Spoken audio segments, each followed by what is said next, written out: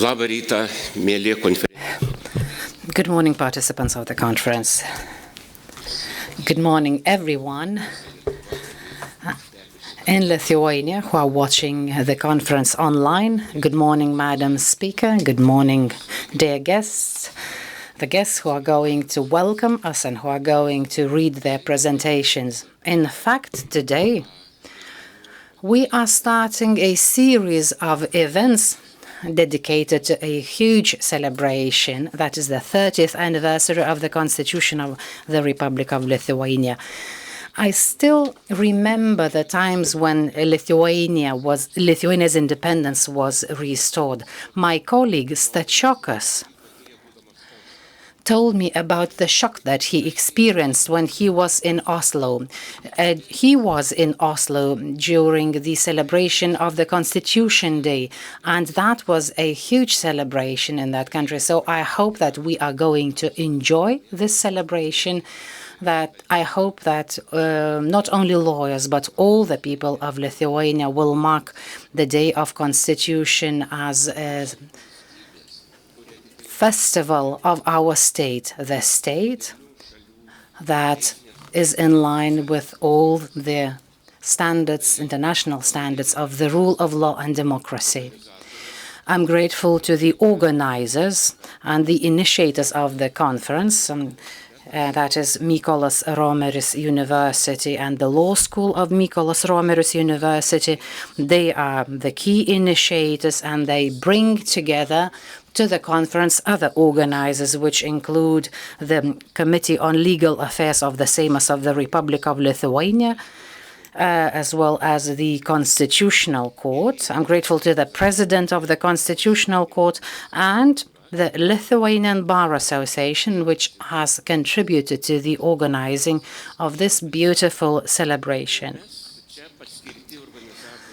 Organizers have appointed us as moderators. I have Toma Birmontienė, professor at Mykolas Romeris University and former president of the Constitutional Court. Although I am the host of this, but I can't speak alone, so I'd like to give the floor to Madam Birmontienė. Well, I was not the president of the Constitutional Court. Well, I do apologize. I have the president of the Constitutional Court right on my side, so well, thank you. That was a compliment for me. I am a judge, and I do appreciate the fact that already the 10th conference is being held here in the Lithuanian Parliament. The Parliament is the place where the Constitution was adopted. Well, in fact, the Constitution was adopted by way of referendum by our society. However, all the organizational issues took place here. I'm very happy that we have people who still remember the drafting process of the Constitution. We have Mr. Vytenis Andriukaitis, who is signatory to the Act of Independence and who is going to read the presentation today. Egidijus Jarašiūnas, professor. Professor Vytautas Sinkevičius.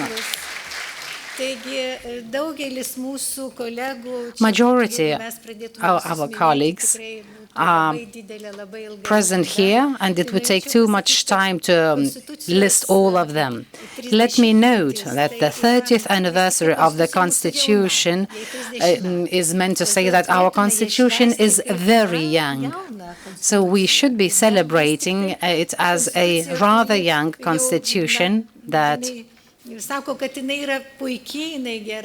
well, we say that it is very nice and that we can enjoy the principles enshrined in the Constitution. Some might say that this is a rather modest celebration, but still I hope that we will enjoy all the events related to the celebration of the Day of Constitution. Coming back to the order of this Constitution, let me note that in the conference we are going to have the opening part, during which we're going to hear the congratulatory remarks. We are also going to hear one key presentation by the President of the Republic of Latvia.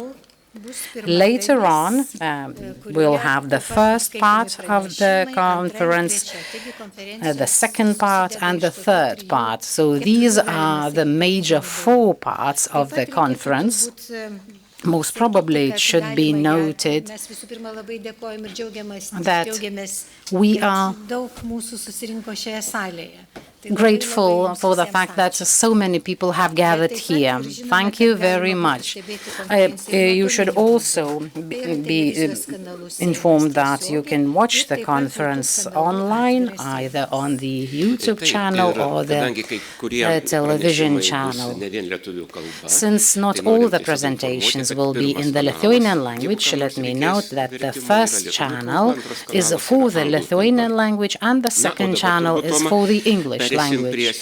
And now we'll move on to the congratulatory remarks. We are grateful to our heads of state who will participate in our event, in our celebration. And let me give the floor now to His Excellency President of the Republic of Lithuania, Gitanas Nausėda. Gerbiami konferencijos dalyviai. Participants of the conference, ladies and gentlemen, may I congratulate you all on the occasion of the forthcoming Constitution Day. This year marks a special anniversary. 30 years ago, the Lithuanian nation, in its quest for an open, just, harmonious civil society and the rule of law, enshrined the fundamental rules and values in its constitution.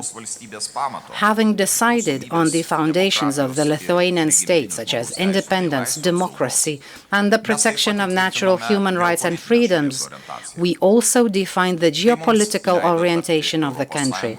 This allowed us to become members of the European Union and NATO. Recently, we have been witnessing the unjustifiable and criminal actions of the Russian Constitutional Court in approving the annexation of Crimea and other occupied regions of Ukraine. This is yet another reminder of how important it was for us to break free from the space of legal nihilism, where the supreme law is still being used to cover up violations of international law. It is the sacred duty of each one of us to protect the Constitution of the Republic of Lithuania so that the values enshrined in it do not remain a mere declaration.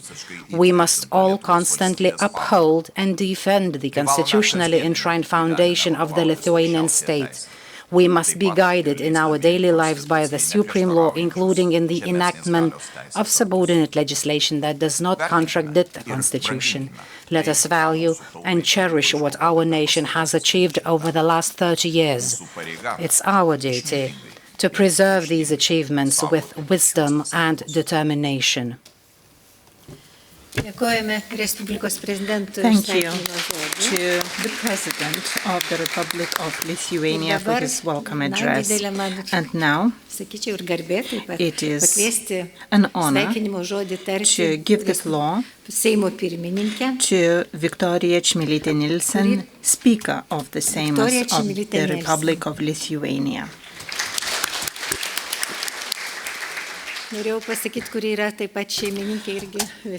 I just wanted to say that she's also a host of this event.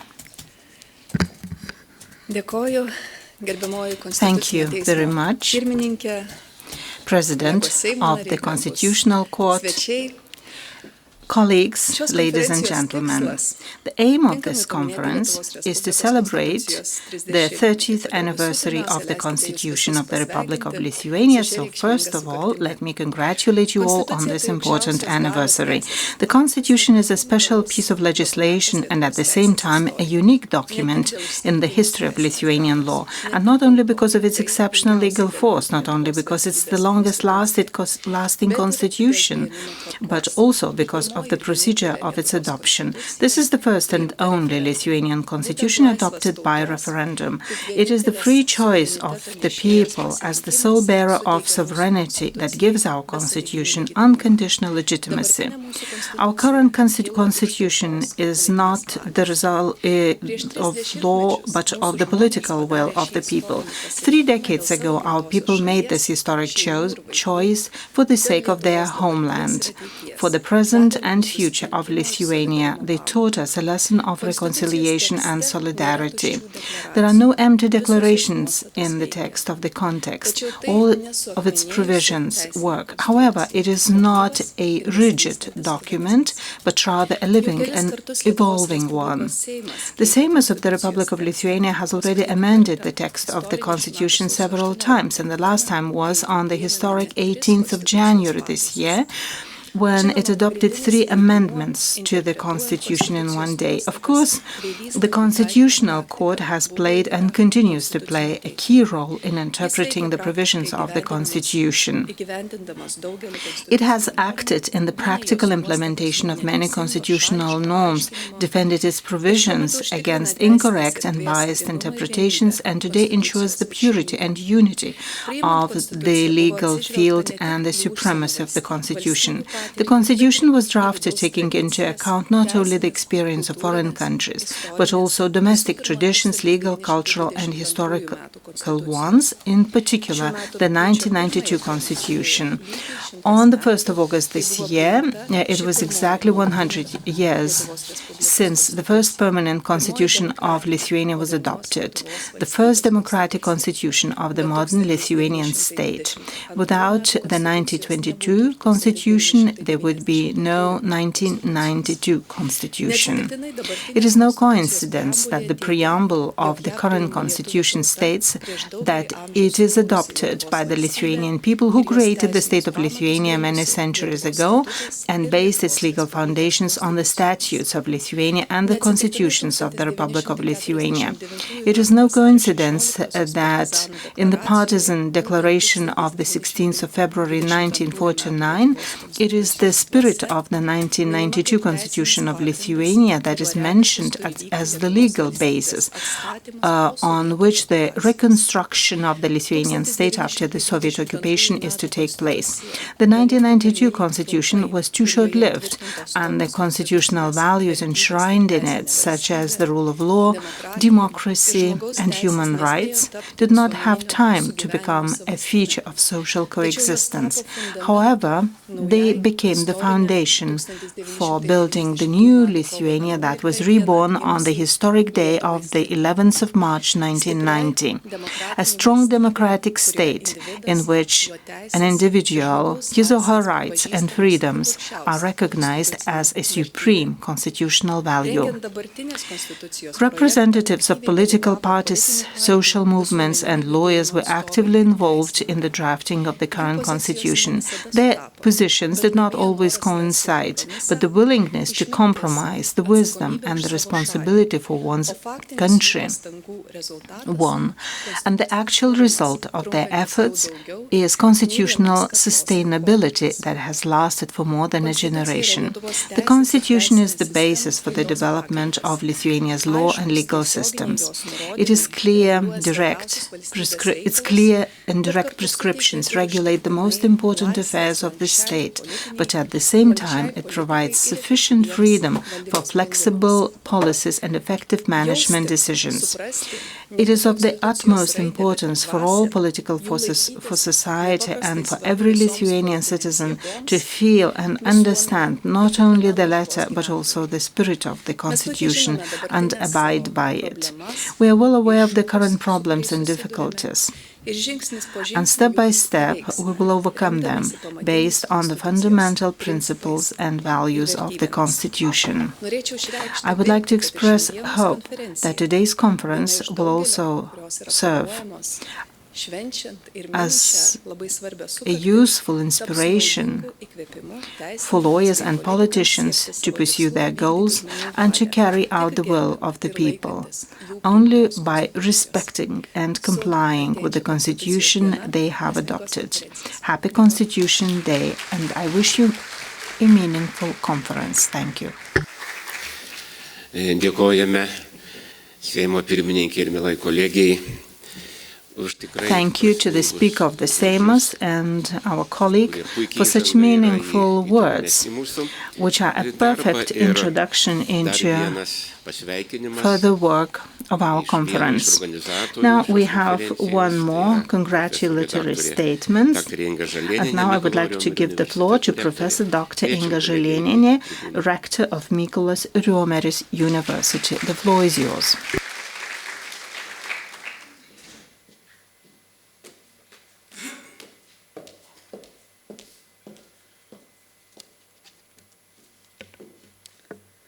Gerbiamoji Seimo pirmininkė, Madam Speaker, gerbiamoji Lietuvos Konstitucinio teismo pirmininkė, Mr. President of the Constitutional Court of Lithuania, ladies and gentlemen. On behalf of the Mykolas Riomeris University community, I would like first of all to congratulate you all on the upcoming Constitution Day. It is the celebration of all of us, the citizens of Lithuania, which is also marked by the traditional conference in the Seimas, the representation of the nation. Not only in the annals of our country, but also in our living historical memory, it is the day on which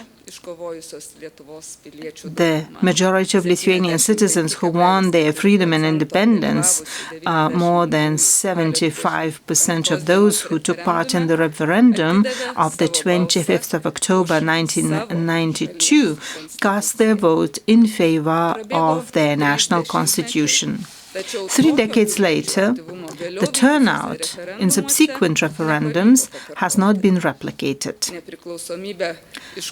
The citizens of Lithuania that achieved its independence were well aware how important this piece of legislation was.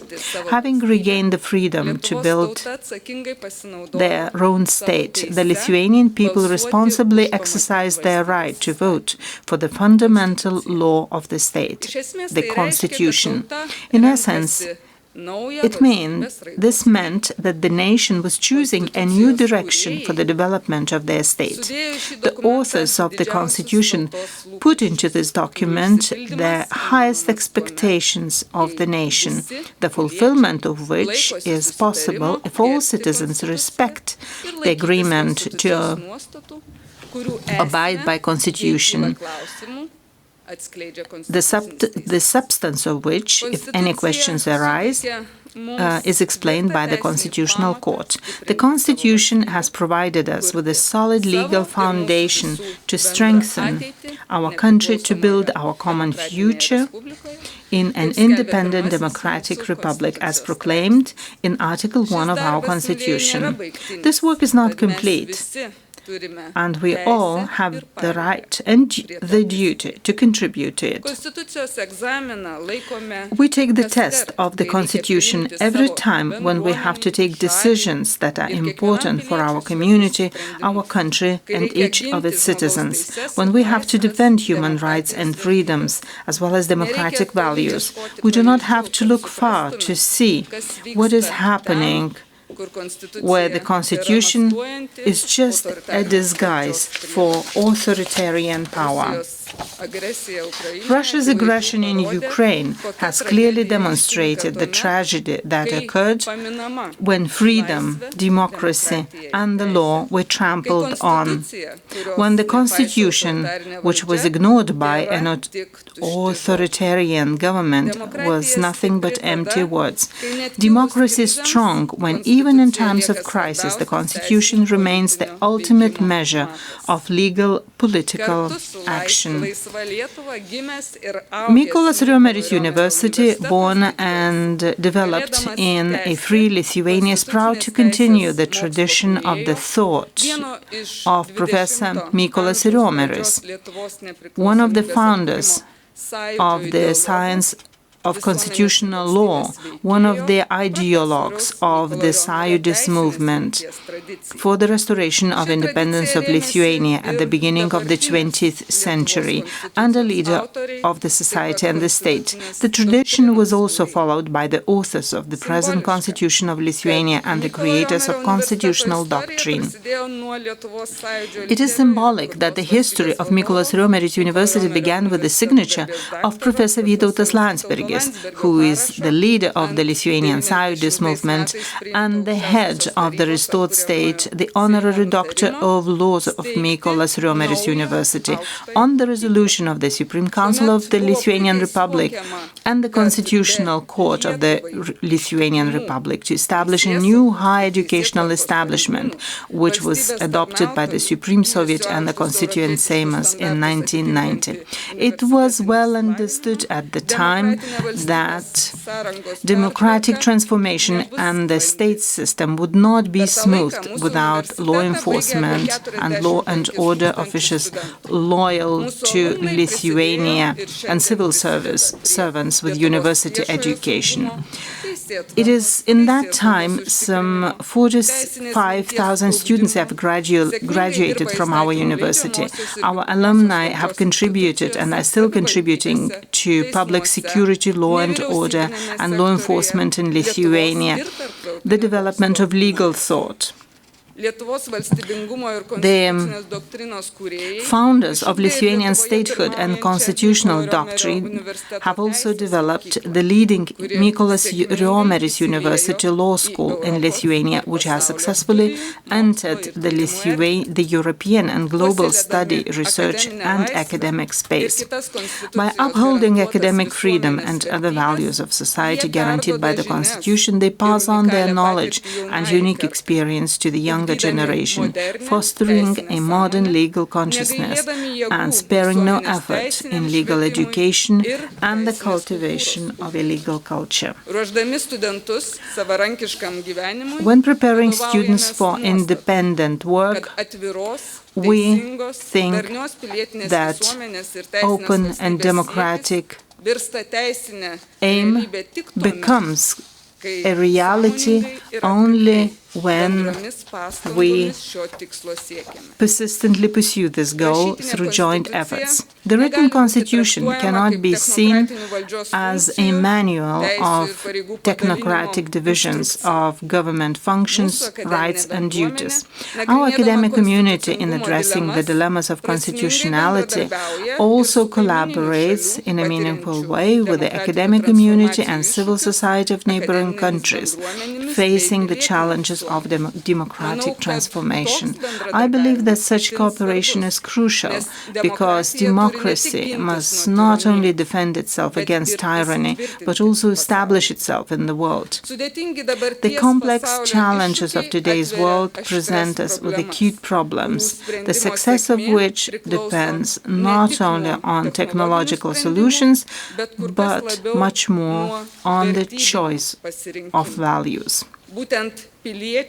It is the respect for the Constitution by citizens and their elected authorities and the intolerance of violations of the Constitution that help to consolidate social harmony, democracy and prosperity.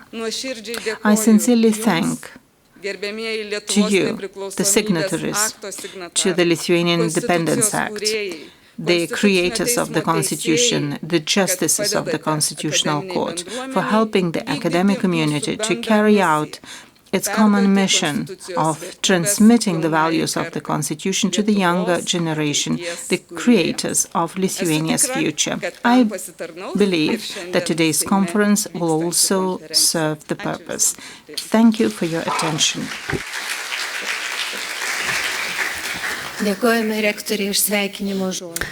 Thank you, Madam Rector, for your welcome address. But now,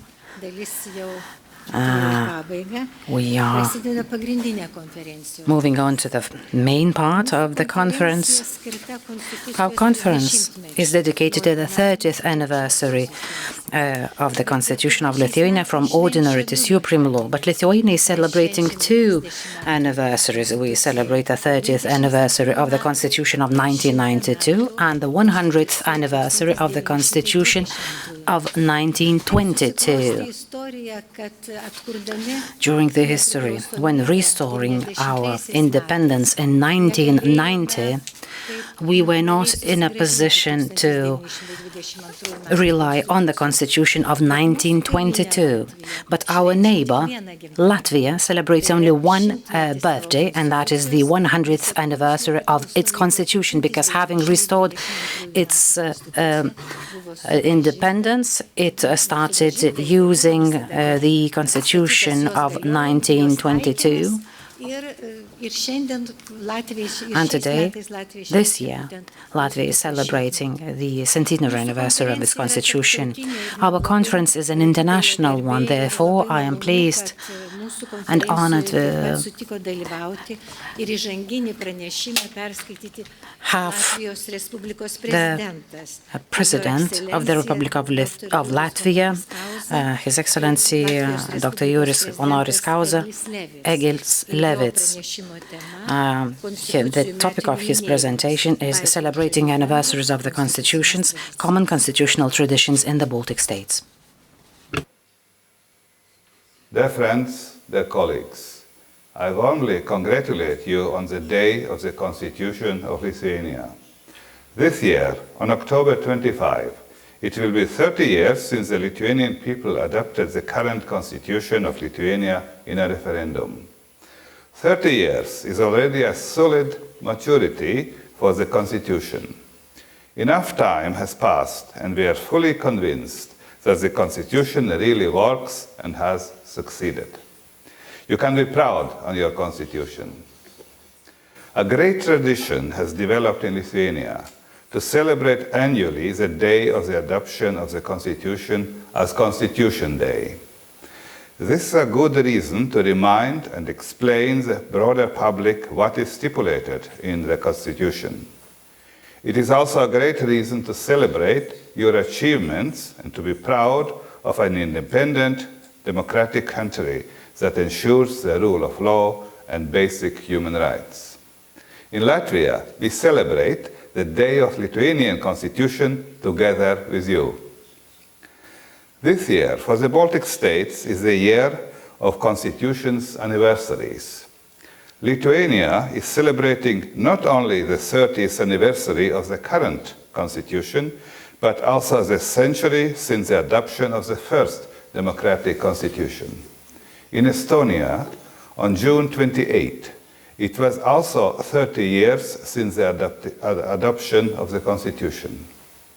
In turn, in Latvia, this year is dedicated for the celebration of the centenary of our constitution, Satversme, which was adopted on February 15, 1922. By celebrating the anniversaries of our constitutions, we also celebrate our common constitutional tradition. Our constitutions are based on the same constitutional values, and together we form a single Baltic constitutional space. This is demonstrated by the close dialogue of our constitutional courts and the regular exchange of experience. The Latvian Constitutional Court quite often in its rulings refers to the, even expressis verbis, to the jurisprudence of the Lithuanian Constitutional Court, and I have no doubts that this influence is mutual. Legal scholars should follow this good example of judicial dialogue. The constitutional systems of the Baltic states are an interesting phenomenon on the context of comparative constitutional law. The preamble of the Constitution usually reflects the most significant and important constitutional values. The Latvian Constitution did not originally contain an elaborate preamble. After the renewal of the independence and restoration of the functioning of the Constitution in 1990, this proved to be insufficient. In several issues for the interpretation of our Constitution, where the perspective of the constitutional values was important, we lacked an elaborate preamble of the Constitution from a legal and political point of view. The constitutional foundations of the Latvian state, which were clear and self-evident to the members of the Constituent Assembly 1922, turned out to be invisible until they were not in a written form. That is exactly why 10 years ago I initiated a discussion in Latvia about the need for expanded preamble of the Constitution. The preamble was adopted in 2014, and since then, the preamble of the Constitution has significantly influenced constitutional law and application of the Constitution, especially in the case law of the Constitutional Court and our Supreme Court. During the preparation of the preamble of the Constitution, Latvia also researched the practice of neighboring countries, and the experience of Lithuanian constitutional system was particularly useful, where the preamble of the Constitution was applied and used for the interpretation of other norms of the Constitution.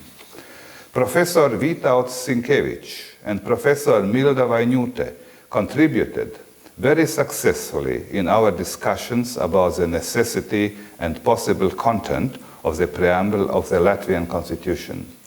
It was a good example of cooperation between scientists from neighboring countries.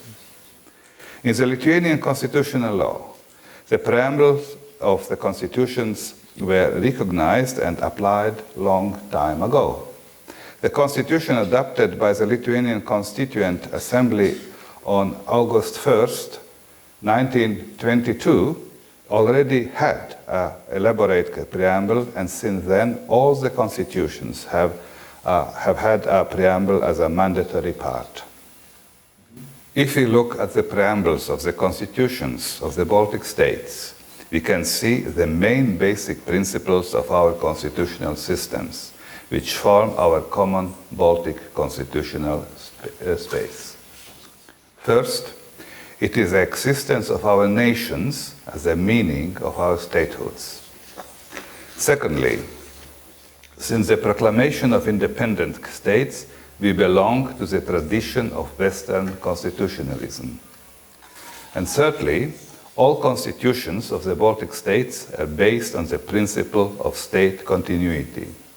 The preambles of our constitutions reflect the idea recognized in the international law that the Baltic states have existed continuously throughout the occupation, and that the occupation by the Soviet Union and Nazi Germany has not eliminated the independence of our countries. In my opinion, these three considerations precisely characterize our Baltic constitutional space. Our goal is to maintain democratic states based on rule of law, which belong to the Western constitutional tradition and assure everyone's fundamental rights and freedoms. As well, our goal is to maintain nation states for the external existence of our nations, their languages and cultures. It is a duty of every generation to do everything possible so that our countries and nations continue to exist. And now it is our task to guarantee the sustainability of our countries and nations so that future generations can take over the responsibility from us. I am sure that we will succeed with it. May you have a beautiful and inspiring celebration.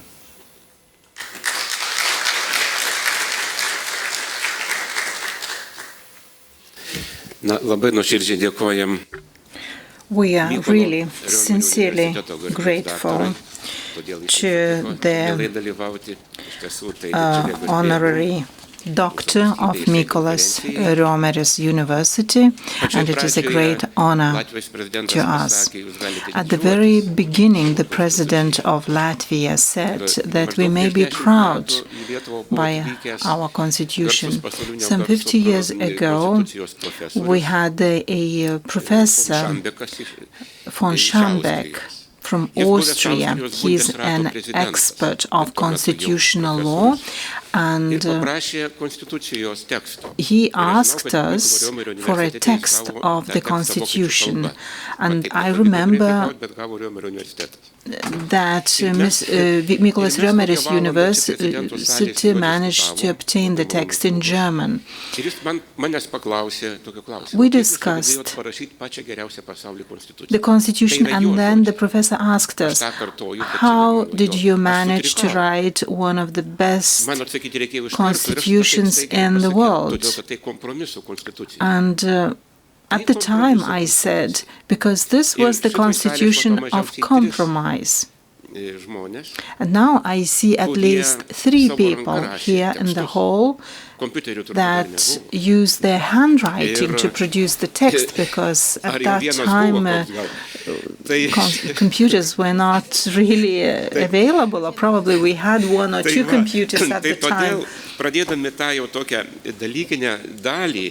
And now moving on to the main part of our conference, I would like to give the floor to my colleague, Mr. Dr. Egidijus Jarašiūnas, and he was head of one of those groups. His presentation is entitled "The Constitution of the Republic of Lithuania from the Basic Law to Supreme Law." To me, the Constitution is as a model of agreement, and we managed to do it in a matter of hours, not days. Egidijo, the floor is yours.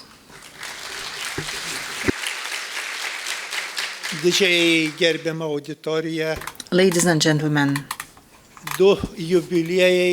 we have 2 anniversaries, and this is an excellent opportunity to discuss the constitutional problems. I am going to talk about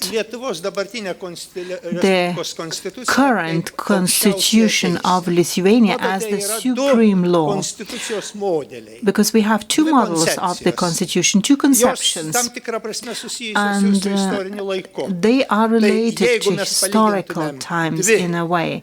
And if we compared 2 stages of the Lithuanian constitutionalism, the first constitution of 1922 and of 1992, we could say that the first constitution was a typical model of the basic constitution.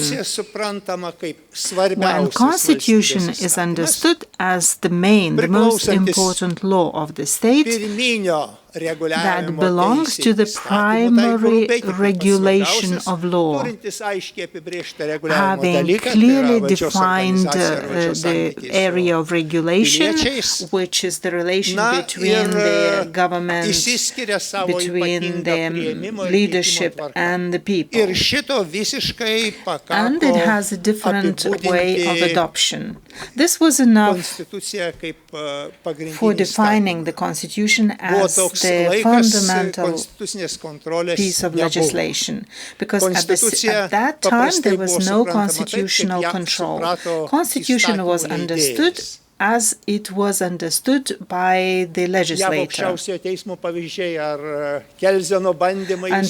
at that time, Kelsen's attempts in Austria or in the Czech Republic to establish constitutional courts were only the beginning.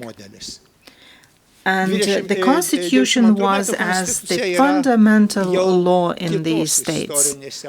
And the Constitution of the 1992 is the product of a different historical context.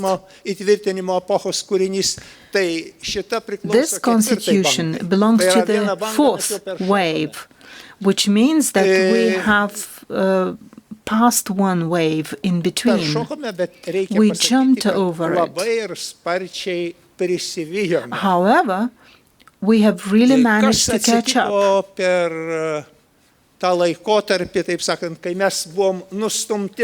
And during this period, when we were pushed away from power, the constitutional matters Išeivijoje buvo were diskutuojama, bet Lietuvoje tokių not that diskusijų nebuvo. important. They were Atsitiko labai discussed paprastas dalykas. abroad among our Po Antro pasaulinio diaspora. karo priimant After World konstitucijas, War II, taip sakant, atsitiko toks dalykas, kad įstatymas happened buvo nuvainikuotas. that Į pirmą vietą iškilo konstitucija. the law was not that important as compared to the Constitution. Konstitucijai subordinuotų aktų dar daugiau, kaip The Constitution became the supreme law. Maksima, kad įstatymo leidėjas, įstatymo And the reiškia legislator bendrą tautos valią tik tai tuo atveju, jeigu jis laikosi expresses konstitucijos. the will of the people only Jeigu jis when konstitucijos nesilaiko, tai reiškia it tiktai abides savo valią, by the kuri Constitution. nieko nereiškia. Jeigu Otherwise, pasirodys, kad the legislator konstitucija yra expresses pažeista. only its will. Naujos valstybės Not the will of the pasikeitė people. požiūris į žmogaus teisės. And the attitude towards human rights changed Visuotinė žmogaus completely. teisų deklaracija, Europos žmogaus Now teisų we have the konvencija, Human Rights Declaration keitė and the Human Rights konstitucinio Convention. reguliavimo These esmę. documents Greta were pagrindinės also funkcijos, changed taip sakant, the essence of constitutional regulation. valdžios ribojimo Instead of limiting the power, buvo priskirtos ir kitos funkcijos. Pas the mus labai gražiai yra Constitution suformuluota had other functions as well. siekimas atviros darnios pilietinės That visuomenės ir was teisinės valstybės. trying Kitaip sakant, to pereinama achieve į the rule of law turininį lygį. and a different level of Turininis lygis society. reiškia, kad And this konstitucija content level visom prasmėm meant that Constitution tampa teisės became kūrimo pagrindu. the basis Konstitucinės for justicijos the legislation. instituto įsitvirtinimas Europoje. Tai And iš esmės buvo Constitutional įrankis, institution kuris leido was established in Europe. tą This was the tool tekstinį potencialą that paversti allowed to tikra take teise. this Kitaip textual sakant, įvyko tool transformacija, jeigu and turn it into a real law. tarpukarinės ir ankstesnės konstitucijos iš esmės buvo suprantamos kaip These two, konstitucijos, kurios the reguliuoja politinius santykius, constitutions yra politinė teisė. that were adopted Tai between the wars or konstitucinė before the justicija wars, atsiradus, tuo labiau they ir were the ones that were teismams regulating political pradėjo relations. žaisti pagal kitą žaidimo taisyklės. Tai yra But taikyti later irgi on, konstituciją. Konstitucija tampa tikrąją Courts teisę, dar daugiau. started Ji using the tampa Constitution, and the Constitution became the vieninteliu real teisės etalonu. piece of Taip legislation sakant, įvyksta and didžiulė the transformacija. example Ir of jeigu legislation. mes pažiūrėsime į In other words, a Lietuvos complete transformation happened. konstitucinę raidą. If we take a look at the constitutional Potencialas iš development tikrųjų, in Lithuania, we can tas, say that the tekstiniu požiūriu buvo padarytas atsižvelgti, taip sakant, visos tos galimybės raidai buvo suteiktos. there were all the possibilities Tai yra for the lyg tai, development sakykime, of the objektyvūs Constitution. veiksniai. They were Tačiau all reikėjo objective ir oficialaus konstitucijos aiškintojo, konstitucinio teismo conditions. valios However, yra subjektyvus we needed the will veiksnys paversti to explain the dokumentą Constitution veikiančią and turn teisę, it into dar the daugiau active law. išnaudoti visas galimybes. Moreover, Taip to sakant, use all the opportunities, to Konstitucija kaip use all the aukščiausioji possibilities teisė. Jeigu for the Konstitucija Constitution to pagrindinis become the įstatymas yra vienos supreme sluoksnių law. teisė. Tai konstitucija kaip aukščiausiai teisė Constitution, the Constitution as the supreme law yra ensures multi-level regulation, nuostatos, because we have the provisions and then we have principles and values behind the provisions. Therefore, when explaining the Constitution, we see the entire phrases. versdamas konstituciją aukščiausią teisę, And some people say that the Constitutional Court has used supra interpretation of the Constitution. When explaining the Constitution as the basic law, we have the attitude that it is being explained as any other piece of legislation. We have the general principles of interpretation of law.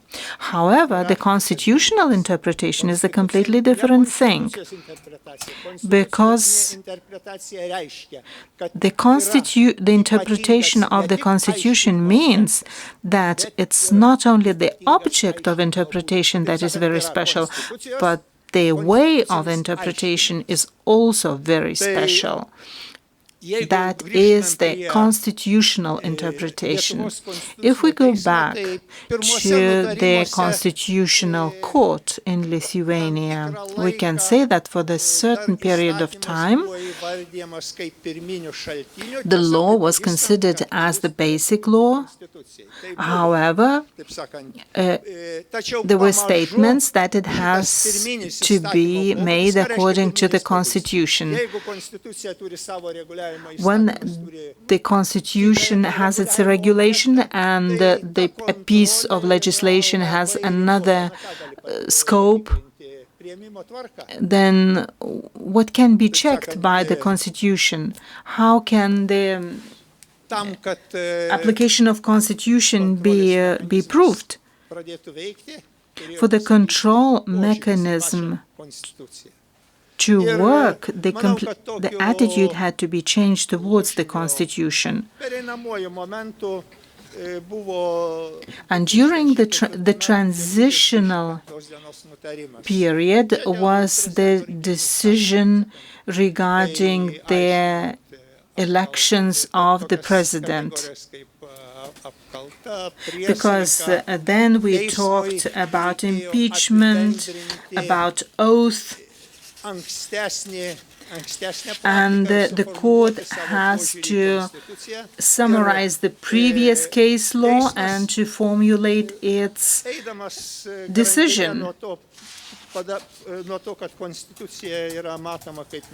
And the Constitution was seen as the supreme piece of law based on values, that it was the basis of the state, made a conclusion that the Constitution is the supreme piece of law that defines the rules for the entire legislation. The legislation is established on the basis of the Constitution. In other words, the court has defined the rules for further understanding of the Constitution. And I think the last decision regarding this was adopted in 2020. Sometimes one aspect is added or another aspect is deleted. However, the essence remains the same. We can draw a conclusion that the Constitution as supreme law and its legal characteristics, that is the primary and the establishment procedure, is based on the Constitution. The Constitution is the model for law.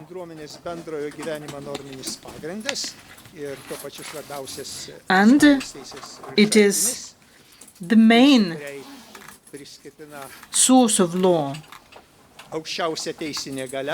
It has the supreme legal power that has a substantive features and that have anti-majoritarian statement for ensuring the equality of people. That is law that consists not only by the legal norms but also by the principles And it is a very powerful instrument because other instruments are derived from it. And then we have the entire chains of the normative regulation. This is the law that establishes certain values. And this value-based interpretation adds additional colors in explaining the legal content. The Constitution as a legal act has some drawbacks, of course. However, if we perceive it as a fundamental law, then it is being explained as a piece of legislation that has no drawbacks. Because these gaps are filled in. When the Constitution becomes the supreme power, the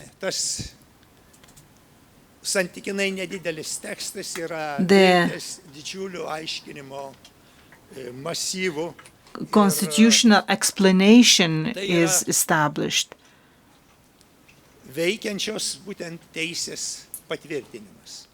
This is the confirmation of the active law. When speaking about the Constitution as a supreme piece of legislation, we have to notice two repercussions. The first one is the constitutional interpretation, because the understanding and the concept of the Constitution predetermines its explanation. And the Constitution as the basis of the legal system is the basis. Referring to the interpretation of the Constitution, what's the difference between the interpretation of the Constitution and interpretation of other pieces of legislation? There is a different understanding regarding this. The first difference is the strategy for interpretation. What does it mean? It's the way of seeing the Constitution, because if you see it as the basic law, as the basis for all pieces of legislation, it is being treated as an example. And the person who is explaining it turns the Constitution into the coherent system.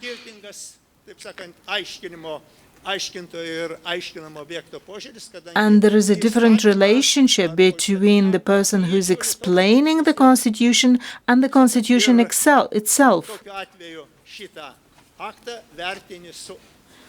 And in this case, the Constitution is referred to as the legal example of perfection.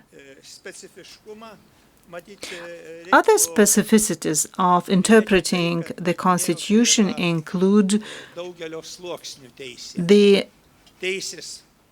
different layers of the Constitution. We have the legal concepts that explain the norm, and the explanation is different. Because the level of creativity is different. As it penetrates the entire constitutional system, it is a completely different material as compared to other provisions that have local meaning.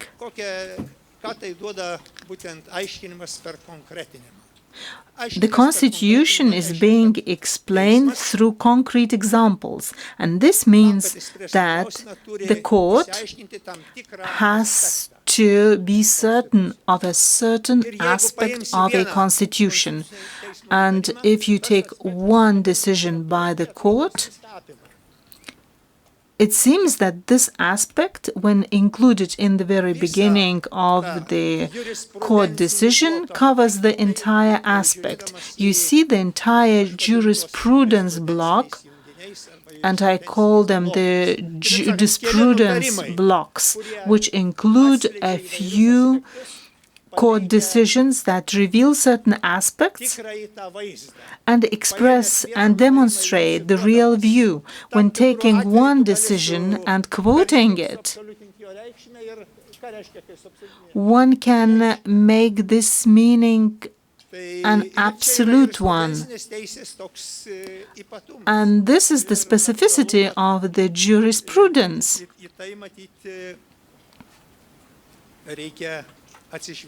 And one has to take it into consideration.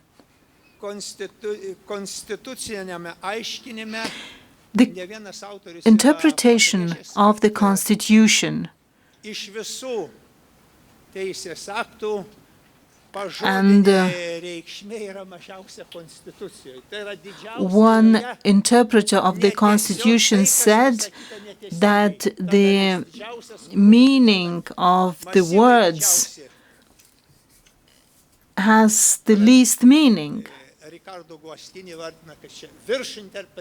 Because Riccardo Guastini said that the interpretation of the Constitution is the supra-interpretation. And certainly all methods can be applied. However, they gain a certain specificity. And sometimes specific methods are being applied. Those who admit that the interpretation of the Constitution is a very specific process, that it is not an interpretation that is typical for interpreting other pieces of legislation. It is even called the evolutional interpretation, because with the Constitution changing, the interpretation cannot remain rigid, cannot remain the same. It's just like you take one rule, and then you have the situation before the slavery and after the slavery, and the same rule. So you cannot explain the same rule in the context of before slavery and after slavery.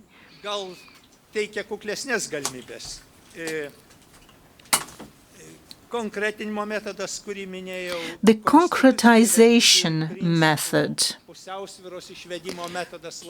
and the method of balance is applied as well.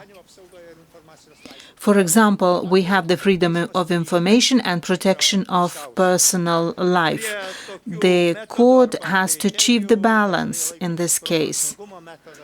The method of proportionality is also applied when interpreting the Constitution. And then this principle is being subdivided into 3 sub-principles. And it applies to limiting the freedoms and the rights. The Constitutional Court in our Lithuanian jurisprudence has said that the principle of the unity of the Constitution is important. The balance of constitutional values is taken into consideration, and not a single method of interpretation has to be made absolute. The norms and the principles of the Constitution cannot be explained based on other pieces of legislation, and these provisions cannot be opposed. And this is the sufficient background for seeing the specificity of the interpretation of the Constitution, and this specificity also predetermines the continuity of jurisprudence.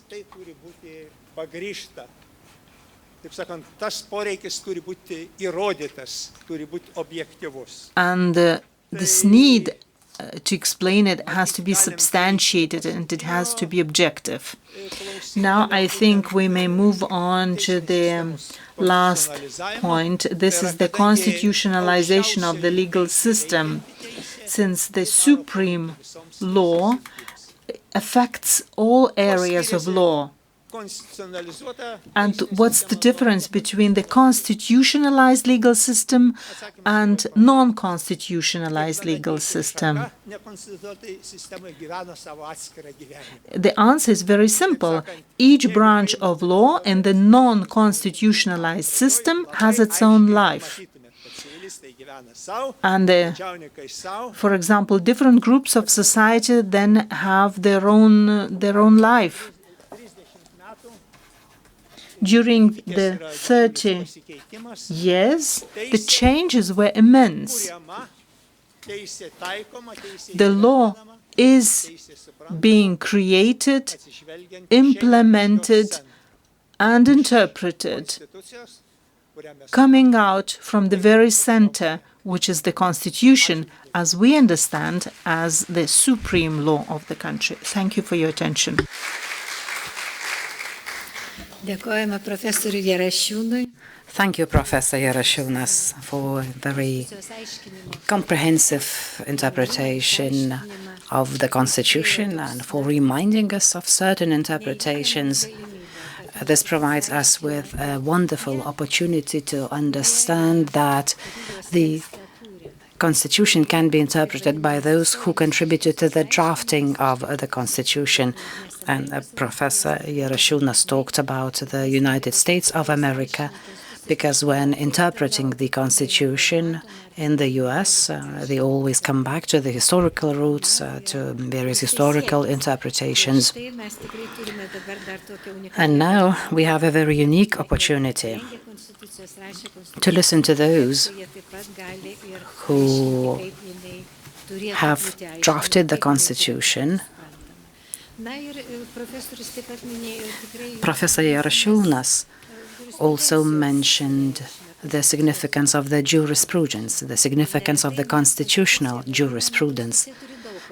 The Constitution, we sometimes call the Constitution as a jurisprudence constitution. Now, if you allow me, I'd like to give the floor to Professor Dr. Danutė Jočienė, President of the Constitutional Court of the Republic of Lithuania. She's going to speak about the 30 years of the interpretation of the Constitution of the Republic of Lithuania. Where are we? Thank you, Madam Professor,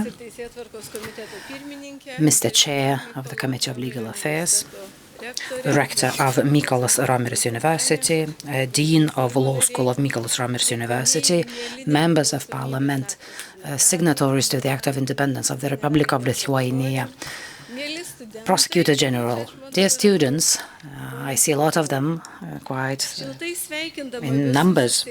Ladies and gentlemen, I warmly congratulate everyone on the anniversary of the Constitution of the Republic of Lithuania, adopted in the referendum of the 25th of October 1992, which formed the basis of our society and the state successfully for 30 years now. I am delighted that our Constitution is viable and sustainable, and this Constitution is also the creator of the future of our state. And as Ms. Birmontienė mentioned, our Constitution is marking only its 30 years anniversary, so it is still rather young, and we hope that this Constitution will be applied for many years to come.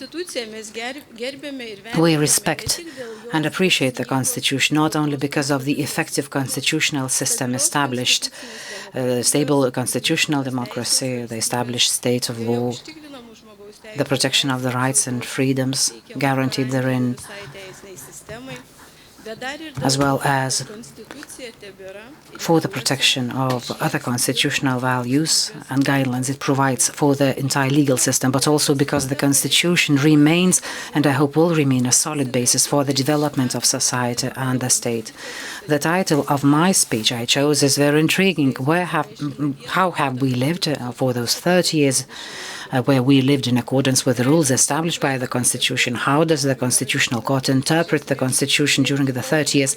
And I'm grateful to Mr. Jarashunas, who used some of my examples that I intended to mention. So, Mr. Professor, if I say something wrong, I'm ready to be corrected by you, because I am learning from you. So, first of all, I would like to talk about the powers of the Constitutional Court itself to interpret the Constitution. At the beginning of the activities of the Constitutional Court, there was a strong awareness that the Constitutional Court has no power to interpret the Constitution and thus to form official constitutional doctrine, since the text of the Constitution does not contain such a competence of the Constitutional Court. This doubt was finally resolved by expressis verbis, expressing a provision of the official constitutional doctrine on the interpretation of the Constitution by the Constitutional Court, which was set out only 10 years after the commencement of the activities of the Constitutional Court in its resolution of the 30th of May 2003 on the election of Municipal Council, having established that according to the Constitution, only the Constitutional Court has the power to formally interpret the Constitution. At the same time, the Constitutional Court also performs another related function, which was mentioned by Professor Jarashunas. It forms and develops the official constitutional doctrine, and its function is emphasized by its expressis verbis in the ruling of the Constitutional Court of the 28th of March 2006, which, among other things, addresses the question of the powers of the Constitutional Court to review its rulings and to terminate the commenced legal proceedings. The resolution of the 28th of March 2006 is important for the definition of gradually developing activities for the interpretation of the Constitution. That is, by presenting the official concept of the norms and principles of the Constitution, revealing their content, their interconnections, the balance of constitutional values, and the essence of the constitutional legal regulation as a whole. In addition, the resolution of the 28th of March 2006 repeats inter alia what has been stated on several occasions and which has become sufficiently understandable today in the examination of new Constitutional Court cases by the Constitutional Court on the basis of the applicant's requests.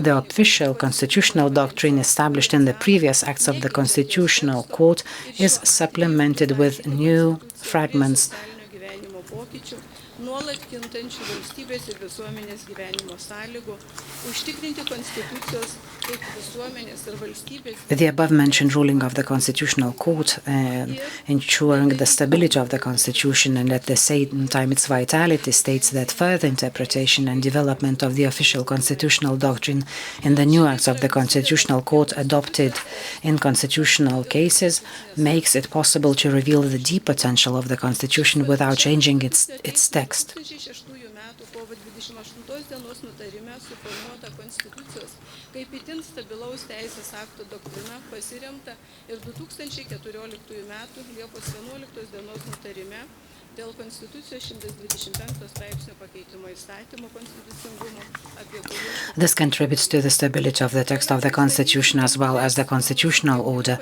This doctrine of the Constitution as a very stable act established in the Constitutional Court's ruling of the 20th of March 2006 was also based on the resolution of the 11th of July 2014. I will present three the directions of interpretation of the Constitution and the case law of the Constitutional Court. The first direction covers the official constitutional doctrine, which reveals the various foundations of the state and society related to the concept of the Constitution, the principle of its supremacy, the limitations to change the Constitution, the content of the principles of democracy, the rule of law, and the separation of powers. And second, it reveals the constitutional foundations of the protection of human rights very widely.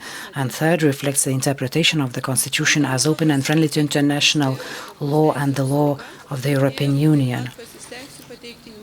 I will provide you some examples as to how the Constitutional Court quite widely interprets the protection of human rights established in the Constitution and how it interprets the Constitution itself.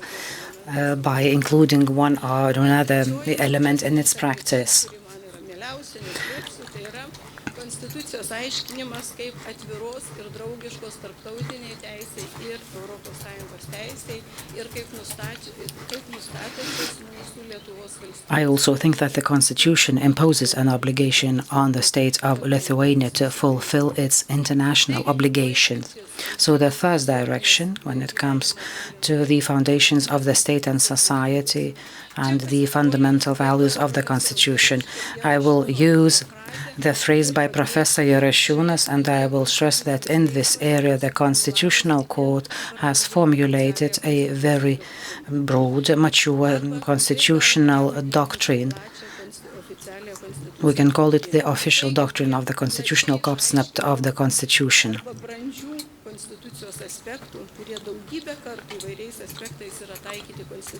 Thus, among the broadly interpreted aspects of the Constitution, which have been applied many times in constitutional court cases from various points of view, it is possible to include the official constitutional doctrine of the concept of the Constitution itself and of the principle of its supremacy, which is emphasized as a fundamental requirement of a democratic state.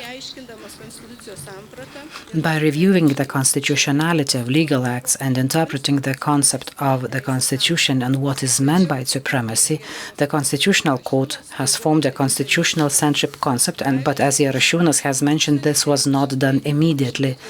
Originally, for example, in its resolution of the 19th of January 1994, the Constitution, along other laws, constitutional laws, was categorized as a category of law. Stasys Šedbaras can also share his insights on such categorization. Doctrinal provisions inter alia that the Constitution is an act of supreme legal force, a supreme law laying down guidelines for the entire legal system. Expressis verbis was established after 10 years, as has been mentioned by Mr. Jarashiūnas. It was done in the resolution of the 20th of May 2004 by the Constitutional Court. The resolution examined the constitutionality of the provisions laid down in the law on elections of the President of the Republic of Lithuania. It should also be noted that the Constitution is characterized not only by the supremacy of the Constitution, but also in other official constitutional doctrines in a rather detailed manner in accordance with the principle of the supremacy of the Constitution, the integrity of the Constitution, the absence of gaps and contradictions, direct application, stability and viability. Konstitucijos nuostatų darnos imperatyvų susijusi kita, jų nulemta, Konstitucinio teismo plačiai atskleista. The Constitutional Court has developed an official constitutional doctrine, which is determined by the desire to protect the fundamental constitutional values of Lithuania as a democratic state. This is, first and foremost, the doctrine of limitations of amending the Constitution, which contributed in constitutional justices cases,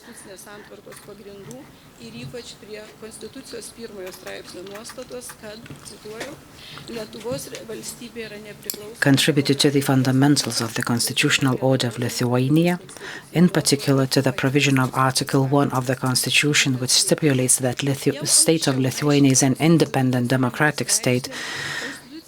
When interpreting the provisions of Article 1 of the Constitution in the past, the Constitutional Court held that it established the fundamental principles of the state of Lithuania, that the state of Lithuania is an independent state, the form of government of Lithuania is a republic, the state power must be organized democratically, and there must be a democratic political regime in the country. In its rulings of the 24th of January 2014 and the 11th of July 2014, the Constitutional Court established two types of restrictions on the amendment of the Constitution. First, material restrictions, that is, the adoption of amendments to the Constitution with a certain content. These restrictions are intended to protect the universal values on which the Constitution and the state are founded. O antra, procesinius konstitucijos keitimo apribojimus. And Tai yra apribojimus. it also established procedural restrictions on the amendments of the Constitution, that is, restrictions established in the light of the special procedure for making amendments to the Constitution enshrined in Section 16 of the Constitution. As a result of violation or non-compliance with these grounds, amendments to the Constitution may be declared unconstitutional. These restrictions on the amendment of the Constitution relate to the protection of constitutional values enshrined in Article 1 of the Constitution, which forms the basis of the state's existence, as well as to what is intertwined with these values, with the geopolitical orientation of the state of Lithuania enshrined in the Constitution, and the constitutional principle of respect for international law, and the constitutional requirement to amend the provisions of Section 1, Lithuanian State, and Section 14, Amendment of the Constitution, only by referendum, without forgetting the requirement that the Constitution cannot be amended during a state of emergency or during the martial law. In accordance with these restrictions, amendments to the Constitution, in particular, may not, under any circumstances, call into question the constitutional values of the state of Lithuania, independence of the state, democracy, and the republic, as well as the natural human rights and freedoms, as their rejection would amount to a denial of the substance of the Constitution itself. The fact that these values must be specially protected, nurtured and defended because they are not self-evident has also been demonstrated by Russia's military aggression against an independent Ukraine that began in the last week of February this year. Secondly, the amendments to the Constitution cannot conflict with the principle of the geopolitical orientation of the state of Lithuania, which presupposes the European and transatlantic integration chosen by the Republic of Lithuania. Third, the official doctrine of the Constitutional Court quite clearly developed the principle of the respect for international law, or the principle of openness to international law, which determines the duty of the Lithuanian state to properly fulfill its international obligations, which is also recognized as a constitutional principle of the state of Lithuania. Fourth, Article 4 of the Constitution, in particular the provisions of Section 1, the State of Lithuania of the Constitution, as well as Section 14 on amendment of the Constitution, may be amended only by referendum in accordance with Article 148 of the Constitution.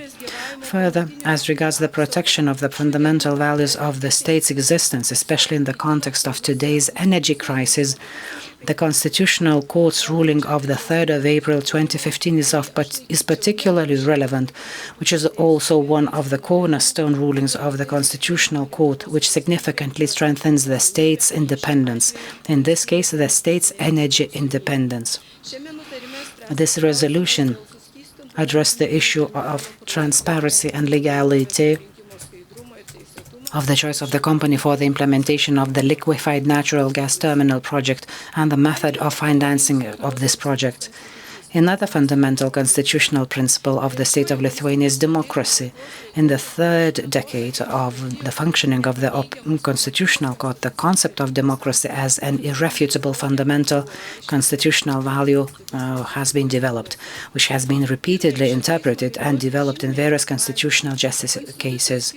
For the first decade of the Court's activities, for example, in the context of the provision of Article 1 of the Constitution, the principle of majority as a principle of democratic decision-making has been revealed, as well as the characteristic of democratic power, the political control of the people's will, and the emphasis on democratic elections as one of the essential characteristics of a democratic state, and the values of self-democracy such as freedom of assembly, freedom of thought, faith, and conscience. In the second decade of the functioning of the Constitutional Court, for example, the provision of Article 1 of the Constitution that the state of Lithuania is a democratic state was explained in more detail. The provision means that the supremacy of the Constitution, the protection of human rights and freedoms, the equality of all persons, the right to judicial protection, free and periodic elections, the separation and balance of powers, the responsibility of the authorities to the citizens, democratic decision-making process, political pluralism, opportunities for the development of civil society must be guaranteed in the state. These new aspects of the constitutional principle of democracy, which have been revealed in constitutional justice cases, make it possible to recognize that its content remains inexhaustible and extremely relevant. The evolution of the content of this principle is confirmed, for example, by the recent ruling of the Constitutional Court of the 9th of September 2021. It examined the constitutionality of a provision of the law on religious communities insofar as it provides that religious communities may apply for recognition of the state at least 25 years after their initial registration in Lithuania. The resolution develops aspects of pluralistic concepts of democracy, and the Constitutional Court emphasized that the right of other churches and religious organizations not traditional in Lithuania to obtain the status of a state-recognized religious community, if they meet the criteria laid down in the Constitution, is a necessary element of pluralistic democracy, from which the diversity of religions and beliefs and religious pluralism guaranteeing the coexistence and representation of different religious communities in society are inseparable. Since my presentation is rather long, I'm not going to speak about the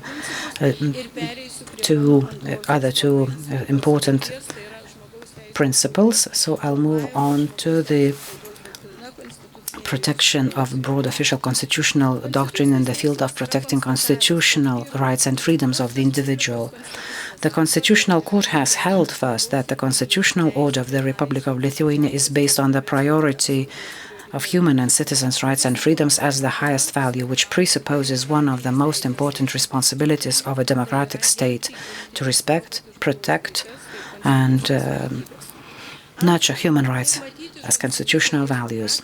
Secondly, as is appearance from the case law of the Constitutional Court, human rights and freedoms are seen as one system of different human rights.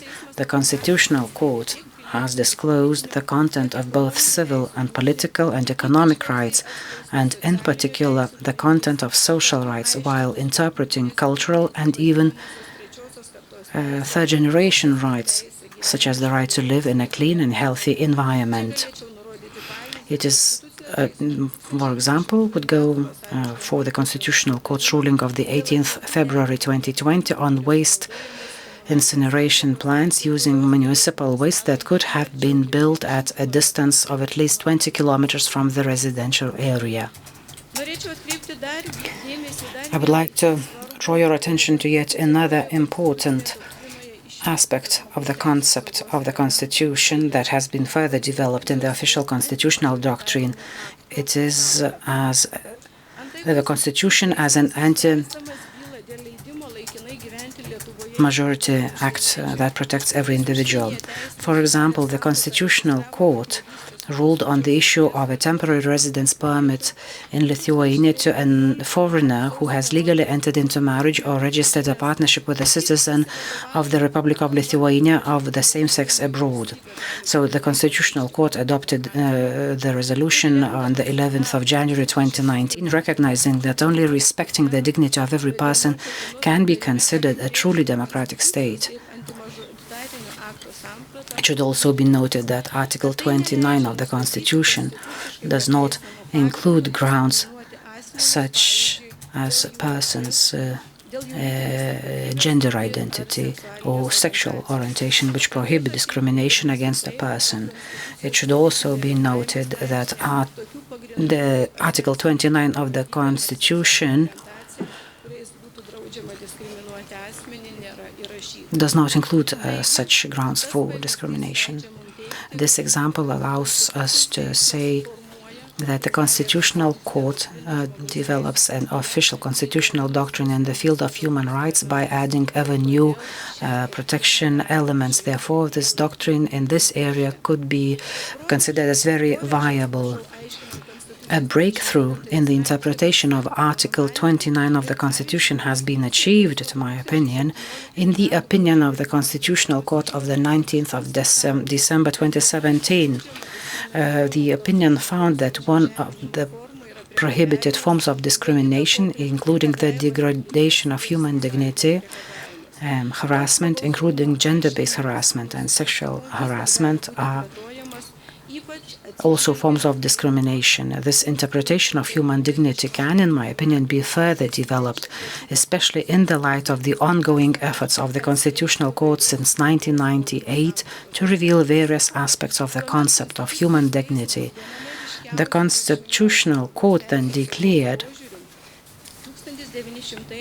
1998 metų gruodžio 9 dienos nutarime, kuriame sprendė baudžiamajame kodekse numatytos mirties bausmės atitikti Konstitucijai, looked into the death penalty, and it declared that death penalty is contrary not only to Article 18 of the Constitution, but also to other articles of the Constitution, and revealed the essence of the natural nature of human rights, and began to develop the concept of human rights and freedoms as irrevocable.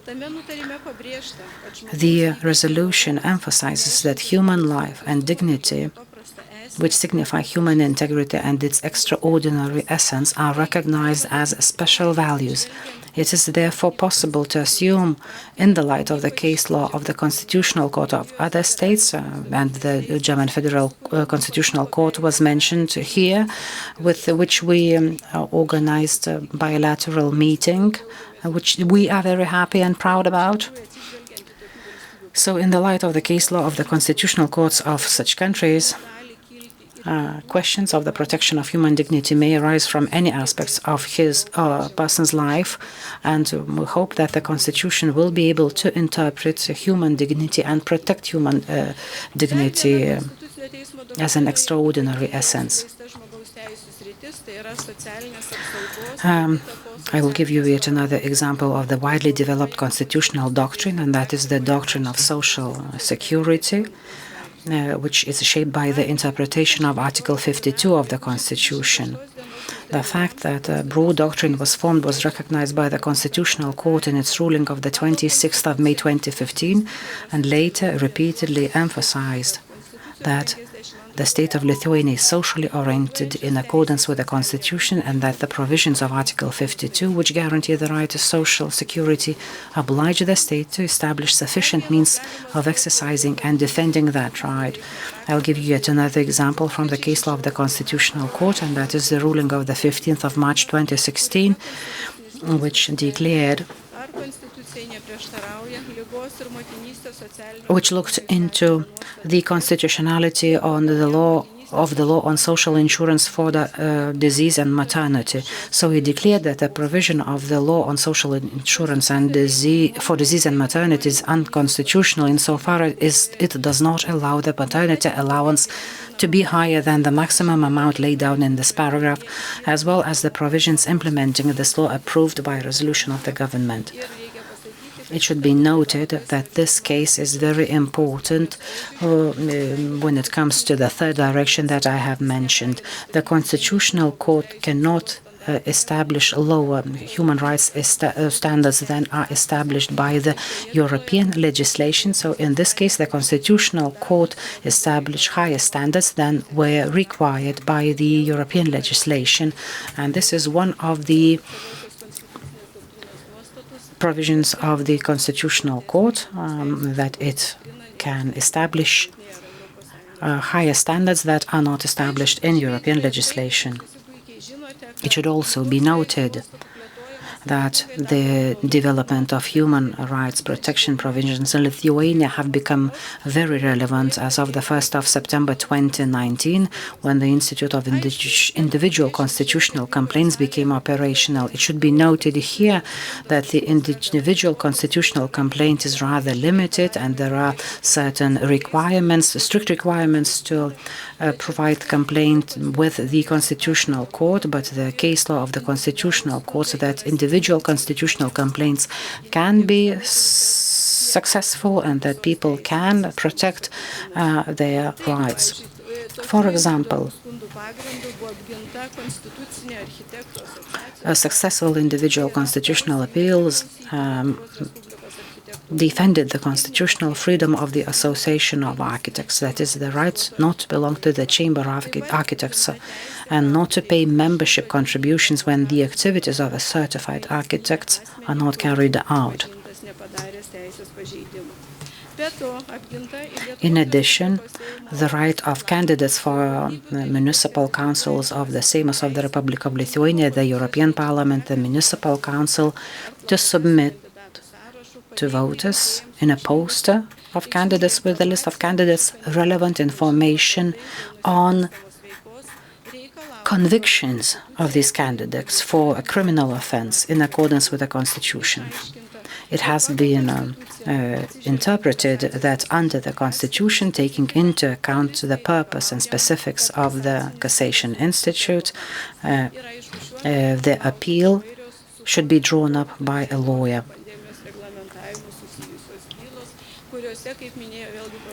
As Professor Jarashiūnas mentioned, the Constitutional Court will have to look for the so-called just balance between the duty of the state to protect society against the spread of the infectious diseases and the protection of and restrictions on human rights. And the third direction, and I am concluding, I do apologize for taking too much time. So the third direction is the Constitution, insofar as it is interpreted in official constitutional doctrine, and it is interpreted as particularly open and friendly to international law and to the European law and the jurisprudence of international courts.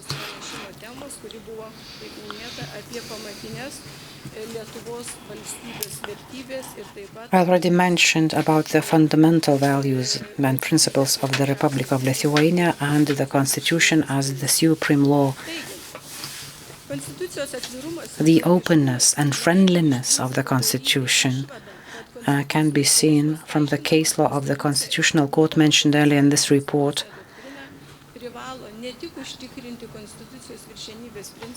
In the official doctrine of limiting constitutional amendment, a systematic analysis of the provisions of the Constitution leads to a rather clear conclusion that the Constitutional Court, when interpreting the Constitution and forming official constitutional doctrine, must also take into account international law and the law of the European Union. The Constitutional Court has also emphasized that in its official constitutional doctrine it cannot apply or form lower standards of protection of human rights than those established by the generally accepted norms of international law. As we've seen from the above-mentioned resolution of the 15th of March 2016 on maternity leave, it also applies human rights standards. Majority of other constitutional courts also apply higher human rights standards. This includes the Constitutional Court of the Czech Republic, of the Slovak Republic, and so on.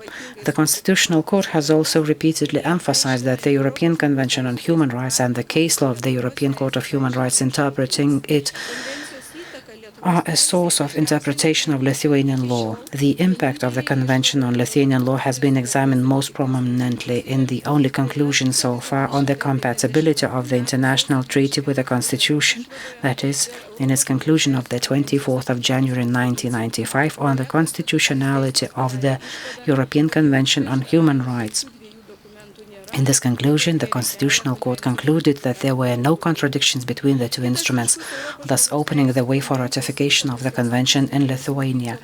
Another striking example of the influence of the European Convention on Human Rights on the development of the doctrine by the Constitutional Court was the resolution of the 28th of September 2011 on the principles of the concept of state-family policy, in which the Constitutional Court reviewed the international obligations of the state of Lithuania arising from Article 8 of the Convention, guaranteeing the right to respect for private and family life, thus strengthening the constitutional argument that the family should be treated more broadly than a union formed on the basis of marriage alone. According to the Constitutional Court, the family should be treated more broadly, including new groups of persons and relationships arising on other grounds, and not only on the basis of marriage into family protection. This is necessary in the light of social change, societal developments, and so on. Madam Birmontene, I know that you've been working on this case, so I believe that you will be able to say even more. The Constitutional Court emphasized the relevance of the jurisprudence of the Court of Justice of the European Union to the Lithuanian legal system in its ruling of the 27th of March 2009. It stated that it, as a source of interpretation of the law, is also important for the interpretation and application of Lithuanian law, and concluded in its judgment of the 20th of December 2017 that, quote, European Union law is a source of interpretation of the law of the Republic of Lithuania, inter alia the Constitution, in areas where the Republic of Lithuania shares or entrusts the competences of state institutions to the European Union. In its judgment of the 20th of December 2017, the Constitutional Court based the same position on its reference to the Court of Justice of the European Union for a preliminary ruling in a constitutional justice case concerning the regulation of milk trade, in which it was necessary to clarify the meaning of the relevant provisions of the European Union law. Until then, the Constitutional Court had only once made use of the preliminary ruling of the Court of Justice of the European Union. It did this in a judgment of the 8th of May 2007, which dealt with the question of access to the electricity grid. So to conclude, I'd like to stress that these aspects and the official doctrines very clearly shows that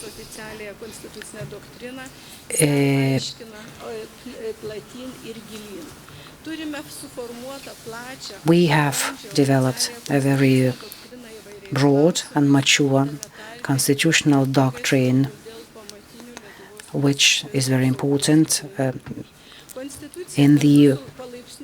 for the protection of the fundamental principles. The Constitution is becoming even more mature. The Constitution itself is exercising its mission. So answering my question where we are, we can safely say we are where we must be, because it is the Constitution itself determines the fact that in the exercise of its constitutional control mission, the Constitutional Court officially interprets the text of the Constitution and develops its official constitutional doctrine as constitutionally necessary in a particular situation, while not only guaranteeing the protection of the constitutional fundamental foundations of the state, but also by properly and responsibly harmonizing various other values enshrined in the Constitution by providing them with the necessary and constitutionally justified protection. Therefore, it is only natural that Lithuania is, and I believe will remain, a part of an international community upholding universal values, functioning not in a vacuum but in a daily life, in order to achieve, as enshrined in the preamble of the Constitution, an open, just, cohesive civil society and the rule of law. So far, all of us require effort. Thank you for your attention. Once again, I congratulate you on the anniversary of the Constitutions, and I wish success for the Constitutional Court. Thank you.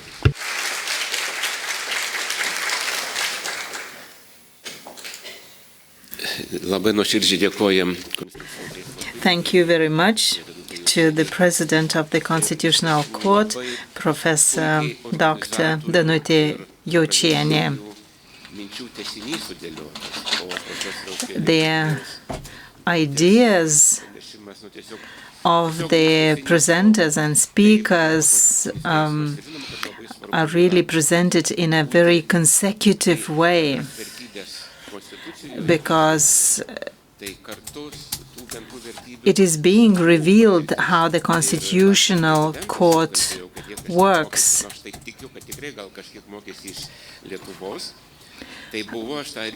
And I do remember that Latvia was also learning from Lithuania, while Lithuania was learning from the Polish and German people.